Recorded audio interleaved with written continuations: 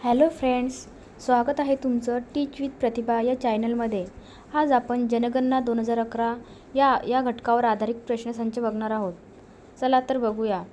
प्रश्न क्रमांक 1, खालीलपैकी कोणती जनगणना भारताच्या लोकसंख्याशास्त्रीय इतिहासात ग्रेट डिवाइड म्हणून ओळखली जाते? काय म्हणून ओळखली जाते? ग्रेट डिवाइड म्हणून ओळखली जाते। कुठली जनगणना आहे ती? कुठल्या वर्षीची जनगणना आहे ती? 2021 या सालातली ती जनगणना आहे। त्याच्यावर आधारित बघा, दुष्काळाच्या परिणामामुळे भारतातील लोकसंख्येत घट झाल्याने 1921 या वर्षाला ग्रेट विघटित वर्ष म्हणून ओळखले जाते।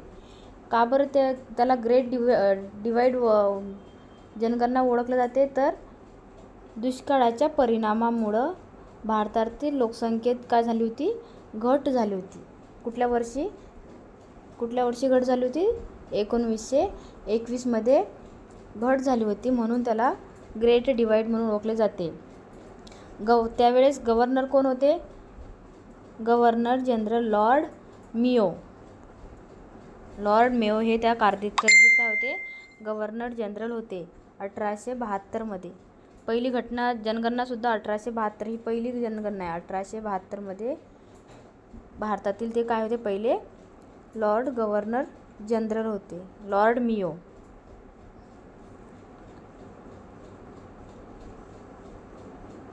तर आणखी बघा त्याच्याविषयी, पहिली पूर्ण समकालीन जनगणना ही 1881 मध्ये आयोजित करण्यात आली। कधी? 1881 मध्ये आयोजित करण्यात आली होती। जनगणना 2021 ही स्वातंत्र्यपूर्व 8वा आणि स्थापनेपासून 16वा अभ्यास आहे। हे बघा, हा पण महत्त्वाचा पॉईंट आहे। 2011 ही स्वातंत्र्यापासून 8वा आणि स्थापनेपासून 16वा अभ्यास आहे।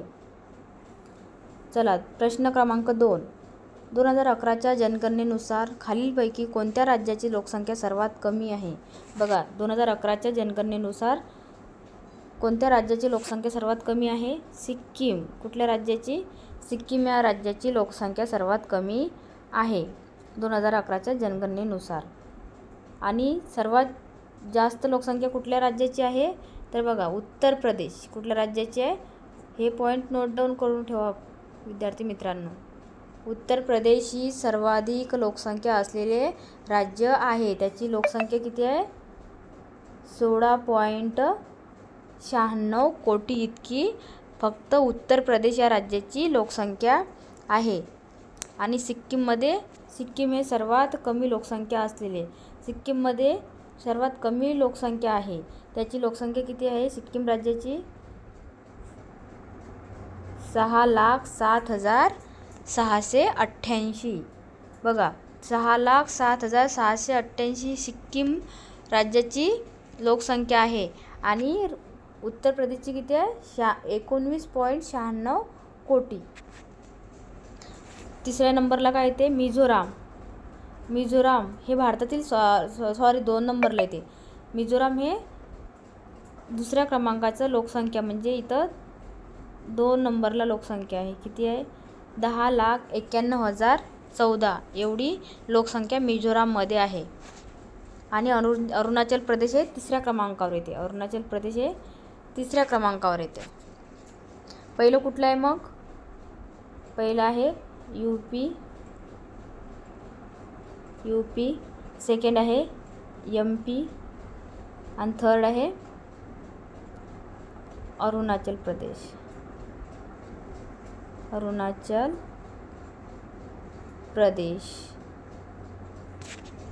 प्रदेश फर्स्ट, सेकंड अँड थर्ड। आणि सर्वात कमी कुठली आहे? सिक्कीम। कुठली आहे? सिक्कीम या राज्याची सर्वात कमी लोकसंख्या आहे। प्रश्न क्रमांक 3, 2011च्या जनगणनेनुसार भारतातील कोणत्या राज्यामध्ये ग्रामीण लोकसंख्येचे प्रमाण सर्वाधिक आहे? 2011च्या जनगणनेनुसार भारतातील कोणत्या राज्यामध्ये ग्रामीण लोकसंख्येचे, कुठली लोकसंख्या? ग्रामीण, जे खेड्यागावात आहेत, जे लोक खेड्यागावात राहतात त्या लोकांचे प्रमाण किती आहे? म्हणजे राज्याच्या टक्केवारीनुसार फक्त ग्रामीण लोकसंख्या किती आहे, म्हणजे जे गावाकडं किंवा खेड्यागावात जी लोकसंख्या आहे त्या लोकसंख्येचे प्रमाण राज्याच्या किती टक्के आहे?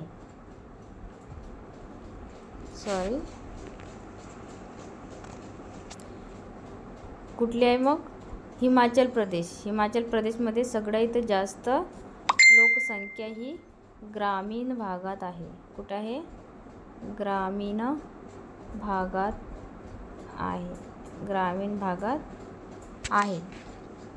2011च्या जनगणनेनुसार ग्रामीण भागात सर्वाधिक लोकसंख्या असलेले राज्य कोणते आहे? हिमाचल प्रदेश. तर हे बघा, ग्रामीण लोकसंख्येच्या आकडेवारीमध्ये पहिलं राज्य कुठलं आहे? हिमाचल प्रदेश. दुसरं बिहार. तिसरं आसाम. पहिलं हिमाचल प्रदेश. आता बघा, भारतामध्ये सगळ्यात जास्त ग्रामीण लोकसंख्या भारतामधली ऑल ओव्हर इंडियामध्ये बघा 83,37,48,852 एवढी लोकसंख्या कुठं आहे? ही ग्रामीण भागात आहे, म्हणजे ऑल स्टेटमध्ये. आणि टक्केवारीमध्ये बघितलं तर 68.85% लोक हे 68.85% लोक हे ग्रामीण भागात राहतात. त्याच्यामध्ये सर्वात मोठं राज्य कुठलं आहे? ज्या राज्यामध्ये सगळ्यात जास्त ग्रामीण भागात लोक राहतात ते हिमाचल प्रदेश. किती लोक राहतात? 61,76,50 इतके लोक कुठे राहतात? ग्रामीण भागात राहतात. त्याची टक्केवारी किती आहे?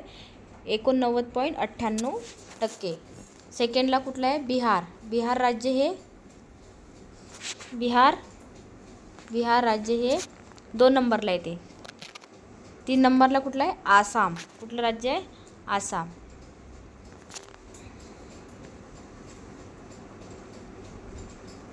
प्रश्न क्रमांक 4. 2011च्या जनगणनेनुसार भारतातील शहरी लोकसंख्येची टक्केवारी किती आहे? बघा, आता आपण ग्रामीण लोकसंख्या सगळे कुठल्या राज्यामध्ये आहेत? हिमाचल प्रदेशमध्ये. आणि 2011च्या जनगणनेनुसार भारतातील शहरी लोकसंख्या विचारलेली आहे. शहरी लोकसंख्येचे प्रमाण किती आहे? तर 31.16%. किती? 31.16% हे शहरी लोकसंख्या आहे भारतामध्ये. प्रश्न क्रमांक 5.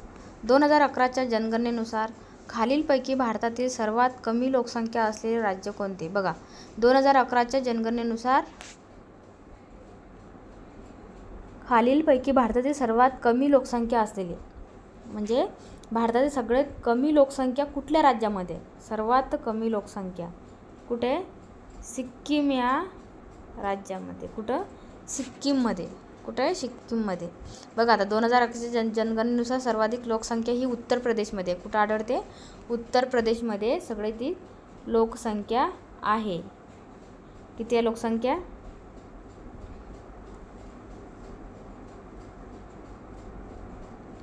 199,812,341 एवढी लोकसंख्या कुठं आहे? उत्तर प्रदेशमध्ये आहे.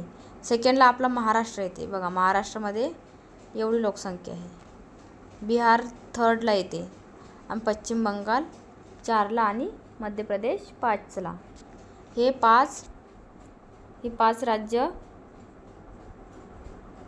2011च्या जनगणनेनुसार लर्न करून ठेवायची. एक्झामला याच्यावरती पाच राज्यांवरती क्वेश्चन विचारला जातो. म्हणजे जर आता यावेळेस विचारलं 2011च्या जनगणनेनुसार सर्वाधिक लोकसंख्या कुठं आढळते? तर उत्तर प्रदेश. 2 नंबरला कुठं आढळते? तर महाराष्ट्र. 3ला कुठं? बिहार. सगळ्यात कमी लोकसंख्या पण विचारण्यात येते.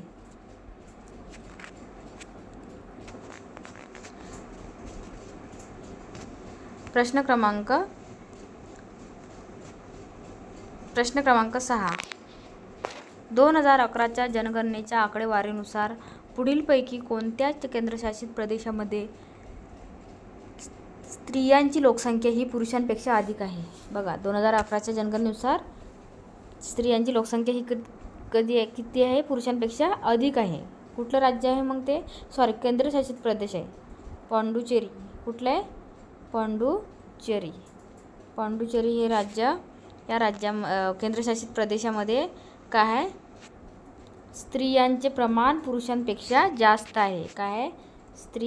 स्त्रियांचे प्रमाण हे पुरुषांपेक्षा जास्त आहे. स्त्रिया ह्या जास्त आहेत पुरुषांपेक्षा, पुरुषपेक्षा जास्त आहेत. समजलं? प्रश्न क्रमांक 7. 2011च्या जनगणनेनुसार खालीलपैकी कोणता जिल्हा भारतातील सर्वाधिक साक्षर जिल्हा आहे? 2011च्या जनगणनेनुसार सर्वाधिक साक्षर जिल्हा कुठला आहे? साक्षर जिल्हा विचारला भारतामधला. कुठला? भारतामधला सर्वाधिक साक्षर जिल्हा विचारला तो कोणता आहे? शेरशिप. कुठला आहे? शेरशिप. म्हणजे 2011च्या जनगणनेनुसार सगळ्यात जास्त साक्षर म्हणजे जे सुशिक्षित लोक कुठे आहे, जे शिक्षण घेतात आहे ते शेरशिप या राज्यामध्ये. बघा, साक्षर म्हणजे काय? 7 किंवा त्याहून अधिक वयाची व्यक्ती, म्हणजे 7 वर्षाचं किंवा त्याहून अधिक म्हणजे जास्त वर्षाचं असेल, 7, 8, 9 म्हणजे त्याच्या समोर वयाची व्यक्ती जी कोणत्याही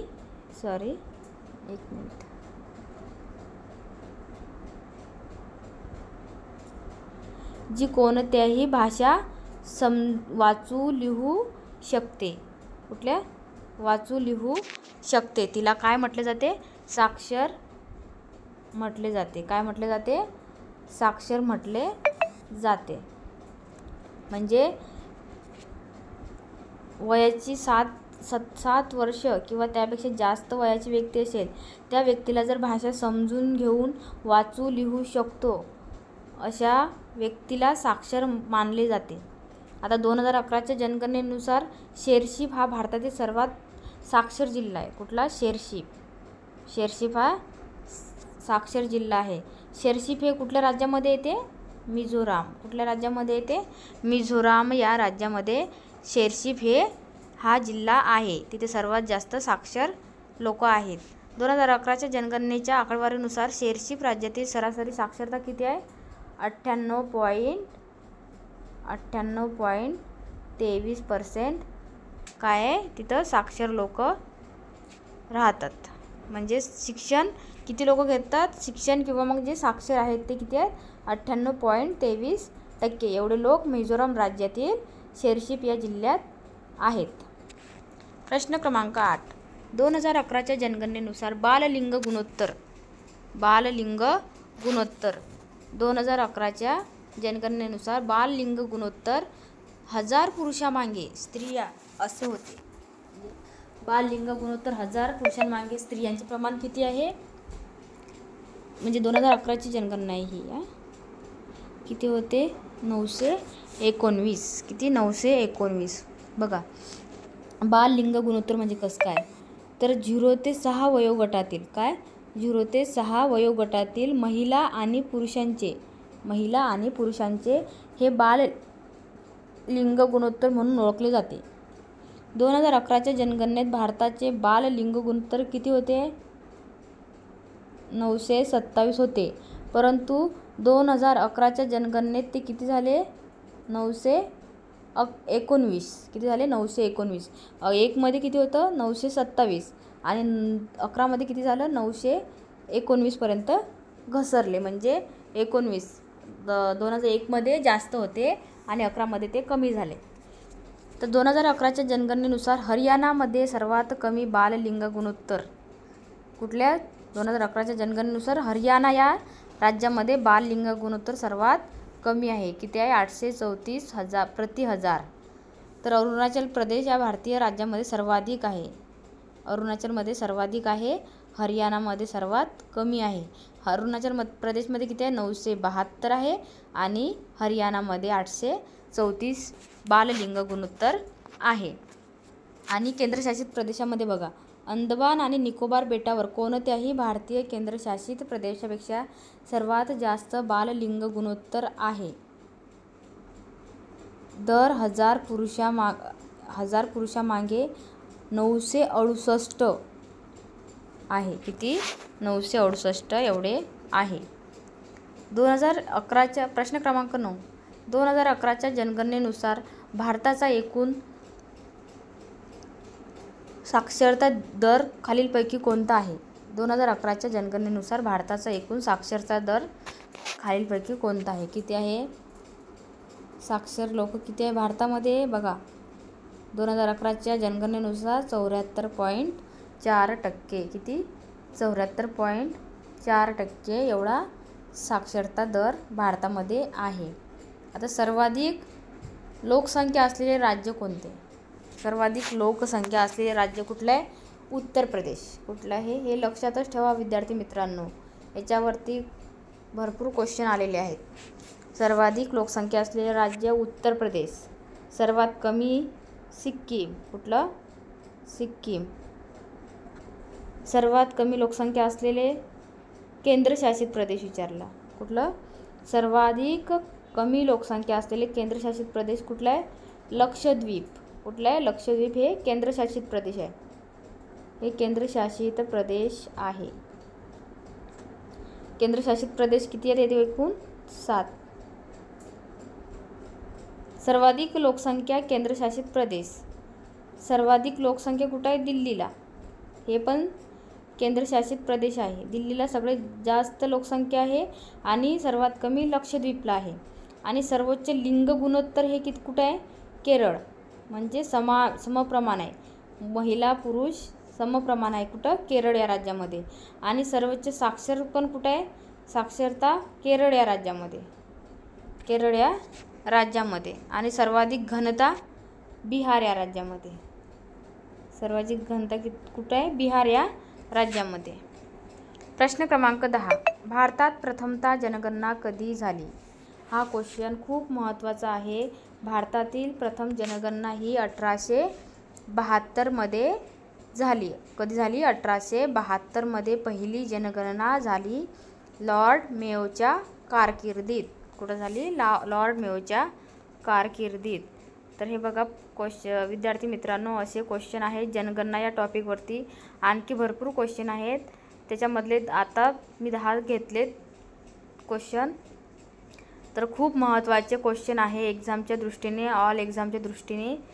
MPSC, सरळ सेवा, जिल्हा भरती, कारागृह विभाग भरती या सर्वांच्या दृष्टीने महत्त्वाचे क्वेश्चन आहेत. 2011ची ही जनगणना आहे. तर प्लीज सॉल्व करा. क्वेश्चन कसे वाटले नक्की कमेंट करून सांगा. चॅनलला सबस्क्राईब नसेल केलं तर प्लीज सबस्क्राईब करा. बेल आयकन दाबा, जेणेकरून मी जे व्हिडिओ अपलोड करणार आहे त्याचं नोटिफिकेशन तुम्हाला येणार आहे. So thank you so much.